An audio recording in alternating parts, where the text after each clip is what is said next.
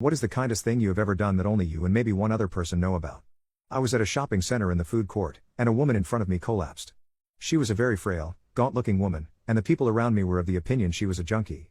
Addict or not, she was a human being who needed help. So I helped her back to her table. She was there with, and buying lunch for her elderly mother as it was her birthday. I went and purchased their meals and took them back to their table. The woman explained that she'd collapsed due to side effects from chemotherapy. They asked me to sit with them, so I did. The conversation was about this poor woman's health struggles. She was so open and vulnerable.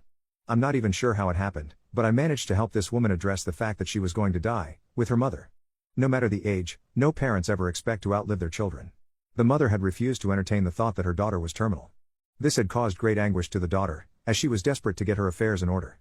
I had recently lost my younger sister, and I seemed to be the only one who permitted my sister her fear, grief and the reality that she would die. So I had some understanding of what pressure and pain it put on a terminally ill person to have to fake hope to comfort those around her. My sister was an upbeat, positive person, but there comes a point where you accept that hope is gone.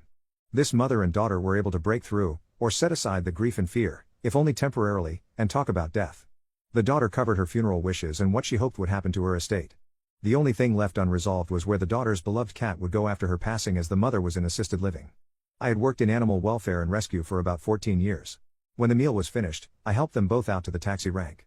They thanked me profusely, even trying to pay me for the meals. There was no way I could accept payment. We all wished each other the best for what was ahead, and they left. And yes, 2 months later when the woman passed away, her cat came to live with me.